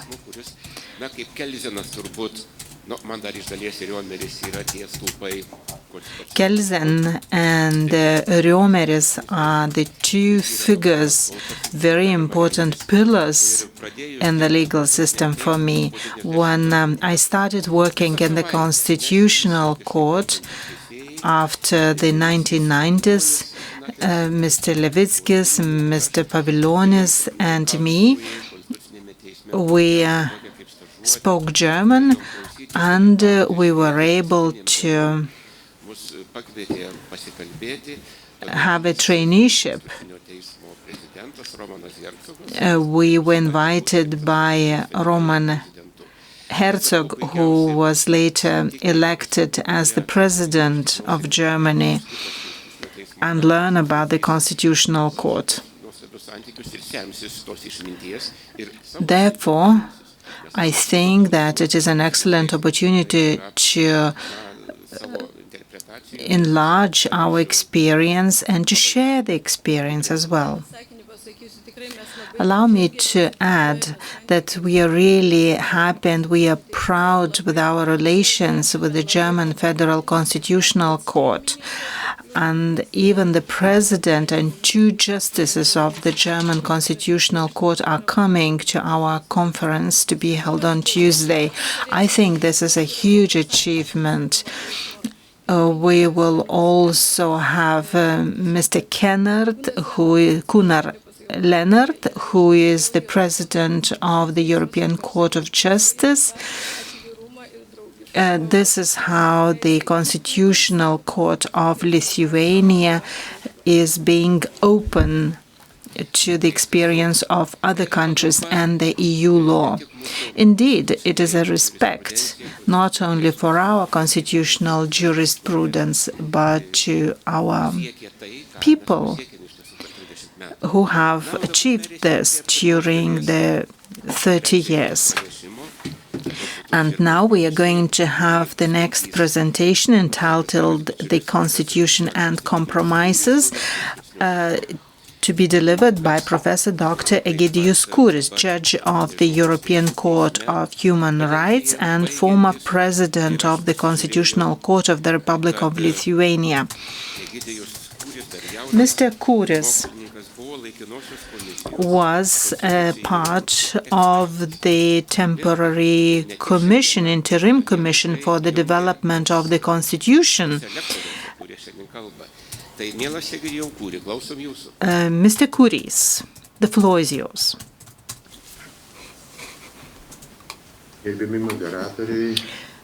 Dear moderators, participants of the conference, ladies and gentlemen, thank you for inviting me to speak at this conference. I have devoted many years of my life to the interpretation and application of the Constitution, the anniversary of which is being celebrated. It is an invaluable experience, as interpreting the Constitution is an ongoing process. It will never be finished. It has its ups and downs caused by a variety of circumstances. The problems of constitutional justice areas dictated by political and social processes, the logic of the Constitution itself, and the often unknown internal deliberations and disagreements of the Constitutional Court, which often lie outside the walls of the official interpreter of the Constitution. The collective and progressive growth of the Constitution based on the idea of the Constitutional Court ensures that doctrinal novelties become part of the constitutional framework. For almost 3 decades, the Constitutional Court has had the mission to conceptualize fundamental concepts that have changed the very notion of the Constitution, and one of such concepts is the ordinary law. It is firmly rooted in our legal discourse today, but few people know that it has been used for the first time only 16 years ago in the ruling of the 14th of March 2006, because it explained what it meant subordinate legal regulation.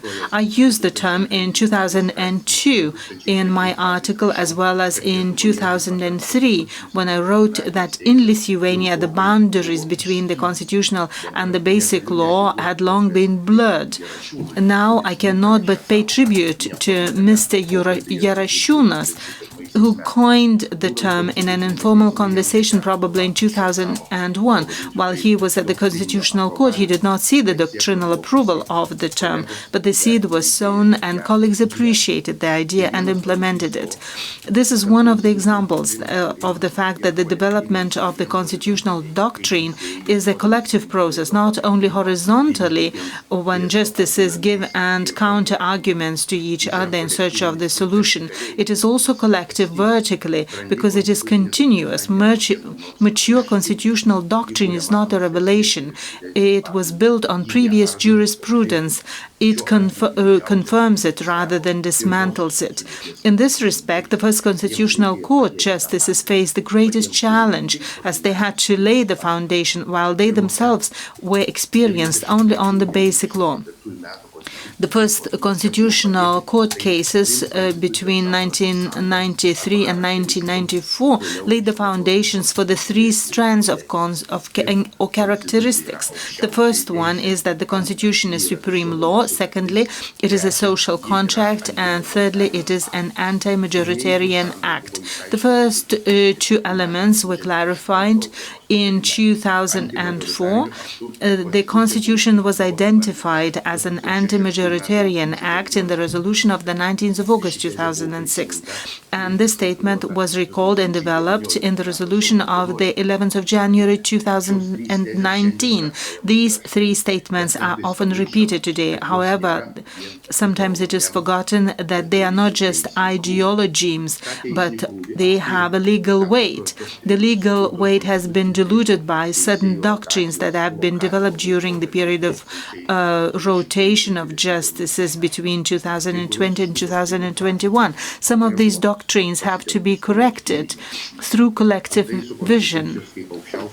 For example, the concept of the Constitution as a supreme law is incompatible with the notion of supraconstitutional acts concept. In certain interpretations also reveal a certain confrontation between the notion of the Constitution as anti-majoritarian act and its notion as a social contract. An anti-majoritarian outweigh the majority's provisions, and this is not possible in opposition to the social contract, but only in accordance with it. It is not enough to state that supraconstitutional provisions which enshrine the intrinsic nature of human rights and freedoms cannot be abolished, because the concept of intrinsic rights has been subject of historical change.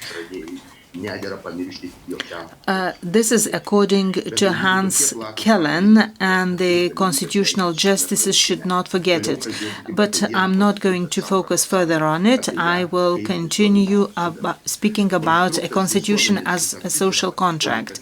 The concept of social contract is borrowed from Jean-Jacques Rousseau, and it says that people have limited their maximalism and reached compromise. The term contract should not be understood as it is understood in the ordinary, for example, private law. This construct is an ideology and a legal fiction in a certain way. I want to be understood correctly. Legal fiction is not a pejorative. Leon Fuller, whose theory of moral law provided the basis for the Constitutional Court to codify its own doctrine, and I'm referring to the judgment of 2004, he started one of his articles in the following way. Probably no lawyer would deny that judges and writers on legal topics frequently make statements they know to be false. His concept of legal fiction was accurately described by Kenneth Campbell, who said that legal fiction is lies that are not intended to deceive. Hart wrote that law is an integral part of fictions. Corporation or legal body is fiction. Adoption is fiction. Fiction cannot be avoided in case of simultaneous death when decision on inheritance is pending. Even a reasonable man is fiction. Any presumption has the element of fiction, and the public interest can also be referred to as fiction. And, for example, race and nationality is also considered as fiction by certain scholars. And law cannot be separated from fictions because fictions make it more stable. Even the democratic parliamentarism can avoid it. Because, for example, members of the Seimas are considered as representatives of the people. However, not all people consider them their representatives. And now I have a reference, I refer to the article of Salomea Zaksaitė. The Constitution as a social contract is a legal fiction because there was no formal agreement. However, it is fruitful, progressive, and creative fiction, because only by acknowledging that the people agreed on something when they adopted the Constitution, one can justify the rule of law and the supremacy of the Constitution over ordinary law, as well as the need to interpret it all the time. But what was agreed upon, I will come back to this question. Moving from fiction to facts, constitutions sometimes are imposed not as an agreement but as a dictate, and such was the Constitution of Lithuania of 1938. And today we know examples of constitutions adopted by autocrats. And the way in which constitution is adopted has little consequence. For example, Ethiopia's constitution of 1930 was given by the emperor to his illiterate people, which was more progressive than the presently existing amended Russia's constitution. The voting in referendum is not an agreement, and the agreement is not a compromise, because only one side is winning. Those who voted against the constitution may continue saying that they were defeated, and those who voted for may criticize the concepts of the constitution as not meeting the social agreement. Besides, there are new generations coming who have not agreed about anything, and why should they consider themselves as party to the agreement? We have this Grundnorm. The Constitution is alive as much as the recognition rule is valid. When the rules change, the Grundnorm changes.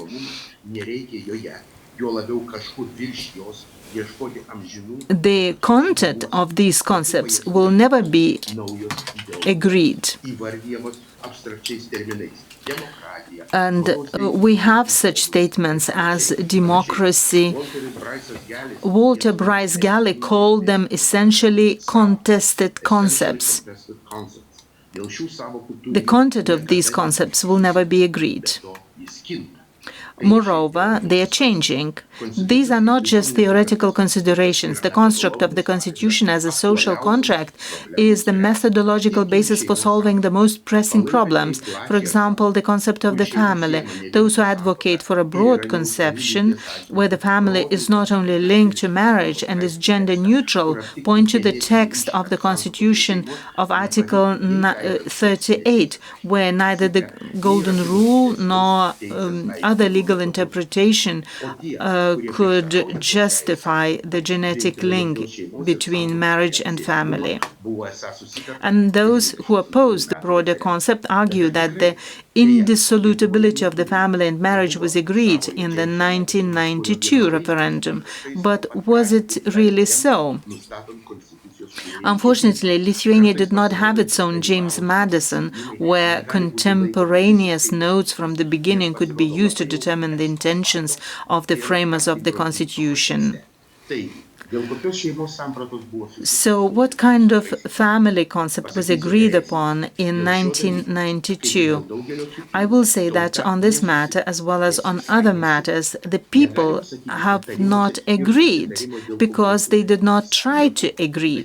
I cannot say that there was no agreement at all, but people were discussing the form of the state only. The people were also concerned about the elections to the Seimas and the election of a parliament that would not descend into parliamentary resistance. Of course, constitutional drafting was very active in 1991 and 1992. Draft constitutions, their outlines or fragments were proposed by parties, public organizations, and even individuals. The project was developed, the draft constitution was developed in 6 days, and I'm talking about the consolidated version of the constitution. This has been proven by different documents. Of course, there were many debates, and some of them were official, some of them were not officials. And the consolidated draft version was amended before voting. And anyway, the public contract was made just because of the power of the Constitution itself. It was a compromise that allowed to leave the crisis.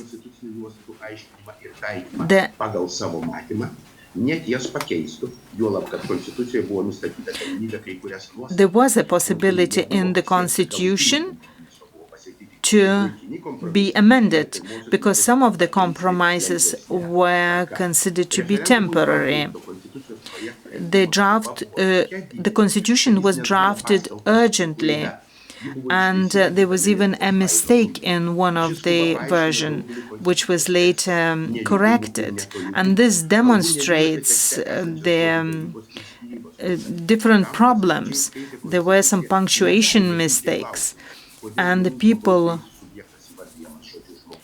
who read the Constitution see that sometimes the word person is used, sometimes a citizen is used. The eyebrow-raising term constitutional laws is the result of clumsy provisions. And the Article 103 is hard to interpret, because one might understand that the Seimas must nominate 3 candidates from the obscure but presumably larger number of candidates. Some of the provisions are not placed where they should be. For example, the text of the oath of allegiance of a member of parliament is included in the law on the procedure for the entry in force of the Constitution of the Republic of Lithuania, even though it has nothing to do with that procedure. It was simply noticed after the drafting of the Constitution that it was missing, unlike the oath of the President of the Republic, which was not forgotten. By the way, the law on the procedure for the entry into force of the Constitution of the Republic of Lithuania itself was not included in Article 150 of the Constitution as a constituent part of it. This required an interpretation by the Constitutional Court and a subsequent amendment to the Constitution. There was not enough time to insert a number of much-needed transitional provisions into the Constitution. As a result, many of the institutions required by the Constitution were not in place when the Constitution entered into force on the 2nd of November 1992. There were no parliamentary ombudsmen. The judiciary was still a two-tier system for more than a year, whereas the Constitution requires a 4. The right of petition was enshrined in law almost 7 years after the Constitution entered into force. There was no provision for reviewing the legality of legal acts of ministries, municipalities, and other institutions. There was no constitutional court. There were no provisions requiring the publication of legislation that was in force and applied, but not duly published. The date of the parliamentary elections was regulated in such a way that every 4 years the elections were held in the summer, and if the constitution had not been amended in 2004, the 2020 parliamentary elections would have been held during the peak of the summer holidays, and the candidates would have been campaigning on the beach in Palanga. The series of irregularities and inconsistencies in the text of the constitution is crowned by two striking anomalies that are unparalleled in comparative constitutional law. First, Article 151 of the Constitution entered into force before it was signed and officially published. It was signed and officially published on the 6th of November and entered into force on the 2nd of November 1992, as stated by the Constitutional Court as early as 1994.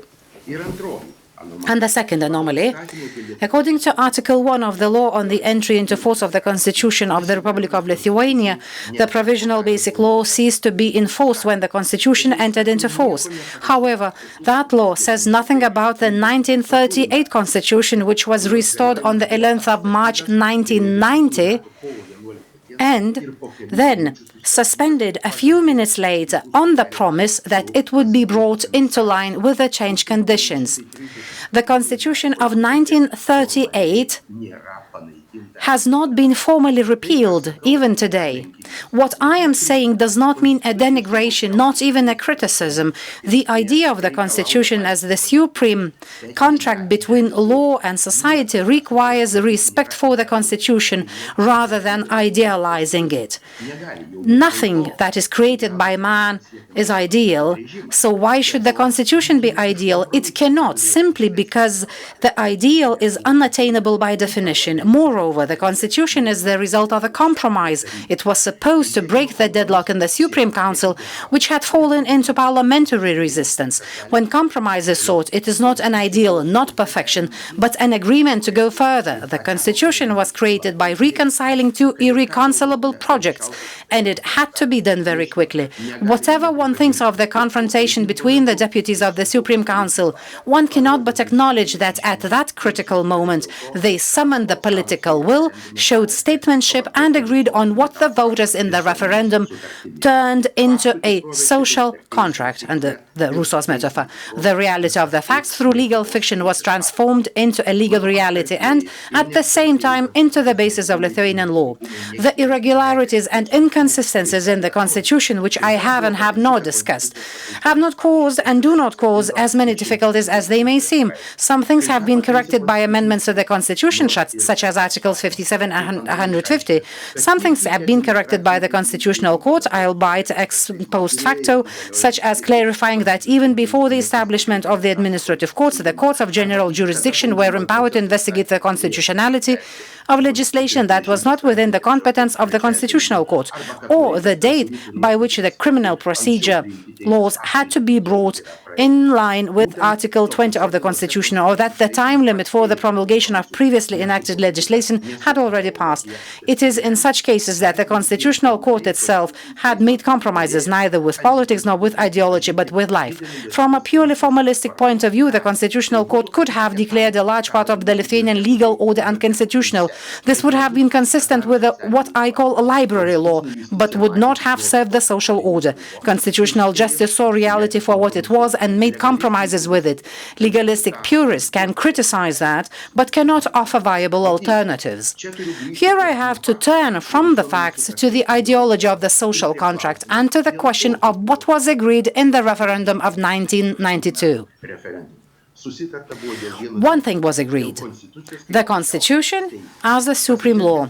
Using the fiction of the social contract, the adoption of the Constitution in the referendum can be represented as an agreement on specific constitutional provisions, a set of compromises on the relationship between the powers of the state, on the legislative procedures, on the foundations of the economic system, on self-government, on the content of specific human rights, and so on. But a constitution cannot be an agreement on everything. everything. No constitution is, and neither is Lithuania's. As far as the concept of the family is concerned, if I'm talking about it, the constitution as a social contract did not include an agreement on what the concept of the family is, but an agreement in principle that the ordinary law cannot rule out the concept that is enshrined in the constitution as the supreme law, whatever that concept is. The fact that there is no actual agreement on absolutely everything when the Constitution is adopted is not a problem if two conditions are met. First, there are transparent, clear rules for amending the Constitution, allowing for the replacement of provisions that are incompatible with changed conditions or that give rise to destructive disputes. These procedures include the definition of the entities that amend the Constitution, regulating the procedures for amending it, and establishing the conditions for the entry into force of its amendments. And the second condition is the Constitution establishes a mechanism for obtaining an answer to questions that have arisen and are yet to arise, and requires that this answer be recognized as final and binding. That mechanism is known. It is called constitutional justice. In the Western legal tradition, which has developed what is known as the rule of law, it is recognized that the Constitution says what it says through the mouth of constitutional justice. In Lithuania, the institution of constitutional justice is the Constitutional Court. This does not mean that one should subjectively agree with everything the court says. One should not question the validity of its decision. Thus, the Lithuanian constitution, which is the product of compromise, is itself full of compromises, except for three. First, it does not allow ordinary law to overcome it. Second, it does not allow for a compromise between the way it sets out how it is to be changed and the way in which someone might want to change it. And third, it does not recognize the compromise between the official interpretation given by the Constitutional Court and the alternative interpretations that many people rush to put forward when new questions arise that require constitutional evaluation. Meanwhile, new questions unforeseen for the drafters of the Constitution, let alone by those who voted in the referendum, arise constantly. For example, how many unforeseen questions are raised by new international security, or rather insecurity, economic and environmental processes? Sometimes the uncertainty is deliberately left open. Who is the mayor under the constitutional amendments that have just come into force? Not under law, but under the Constitution. What concept of mayor has been agreed at constitutional level? I look forward to the Constitutional Court case on this issue. It should be very interesting. But even more straightforward issues can become complicated. For example, the Constitution states that the Seimas consists of 141 representatives of the people. What could be more obvious than a number, it would seem? However, some countries have a very rational institution of substitute parliamentarians. A member of parliament who is temporarily unable to perform these duties can be replaced by another. Would such a replacement be possible in Lithuania? There are arguments both against and in favor. There is no constitutional answer yet because there has not been a case in which Constitutional Court has been asked about it. I say this, among other things, to a member of the Seimas who, I have heard, is surprised that, for example, in science there is one answer, whereas lawyers do not have that one answer. I explain, they do, but it is obtained in the presence of a leader and in accordance with the established procedure. Moreover, although there is a science of law, the law itself is not a science. It is a normative reality. It is Kelsen. In interpreting the Constitution, the Constitutional Court also interprets what has not been agreed in the Constitution, what has been agreed in an ambiguous way, and what is not written in black and white in the Constitution. For example, the Court has clarified that the Constitution does not allow for a double mandate, that of a member of the Seimas and that of a member of the Municipal Council. It has clarified that land cannot be treated as a movable property for the purposes of restitution. It has clarified that the right of heirs to inherit damages cannot be denied where a person has lost his life as a result of unlawful acts of public officials, etc. This is not in the text of the Constitution, but the Constitution is much more than its text. These things are present in the Constitution as a normative reality. Today, the doctrine of the Constitutional Court is rich. However, this wealth is unintentionally and often deliberately overlooked when political actors present their views as an interpretation of the Constitution. For example, when I read about initiatives to change the model of Lithuania's representation in the European Council, I see that the initiators of the said initiative failed to consult what the official constitutional doctrine says on the issue of the personification of the state. Instead, personal arguments are put forward that compete with the constitutional ones. When the Seimas, ignoring the official constitutional doctrine and even the opinion of its own lawyers, decides that the institution of the head of state is in the restored state of Lithuania was established before the 1992 constitution came into force, it is at odds with the constitution. The initiators support this confrontation with the excuse that, quote, there are no states without leaders, unquote. This excuse lets water in at all seams. It may seem as news to some of those who have repeated that mantra that even the United States of America did not have its head of state for the first 13 years, let alone Lithuania. Who was the head of the state of Lithuania on the 17th of February 1918?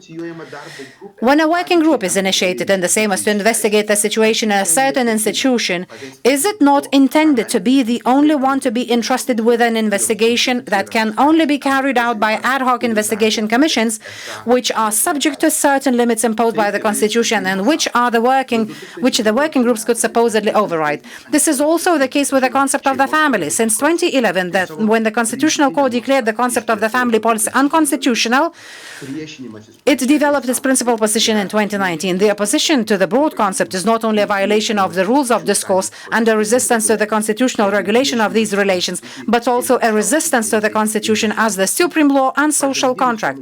The progressive fiction of the social contract is being transformed into its opposite. What was a lie that was not intended to deceive is being transformed into a lie in the worst sense of the word. But I really don't want to be overdramatic. Political opposition to the constitutional setup can be found even in the most mature democracies.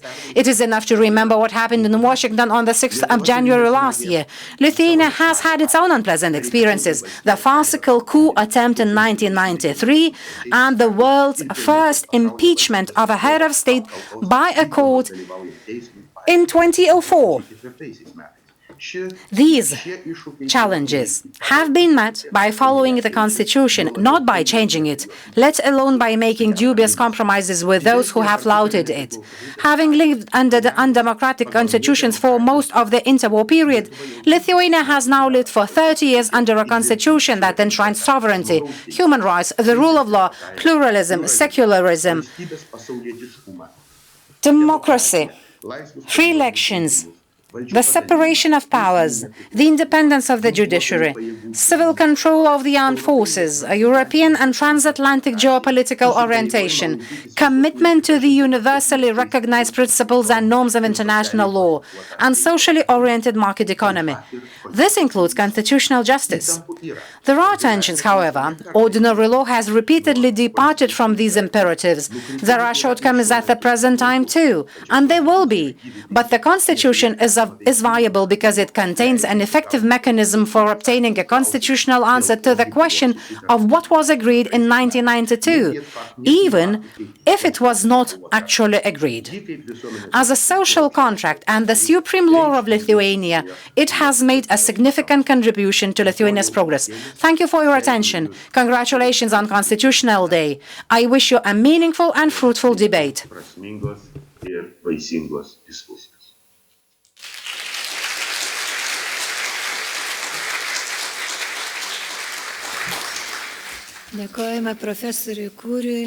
Thank you, Professor Kuris. Indeed, you are a judge of the European Court on Human Rights as well as the Justice of the Constitutional Court. I had an honor to be a justice at the Constitutional Court when Mr. Kuris was the president of the court. And these few years when I worked there were really rich and interesting, as well as funny. And it's hard to forget these years. So thank you very much, Professor, for remembering different aspects. Speaking of the Constitution and compromises, he has mentioned certain facts. Indeed, the Constitution is not ideal, as there aren't ideal things in the world. Now it is. The Constitution was adopted on the 25th of October, and this is the birthday of the Constitution. Different countries have arguments on the exact date of the birth of the Constitution. For example, the Netherlands. It had its constitution adopted in 1815, and they have come to an agreement only in this decade, in 2015, that the date of the constitution is 2000, that the constitution is dated in 2015 rather than 2014. We do have many questions related to the Constitution, and we are not unique in that way. Colleagues, we have completed part 1 of our conference. Mr. Kuris has completed part 1 in such a creative way. Now he has taken some time from our break. The part 2 will be started on time, despite the fact that our break will be shorter now, because our conference is broadcast live. We have only 7 minutes left. Now, why don't we meet again at 11:30?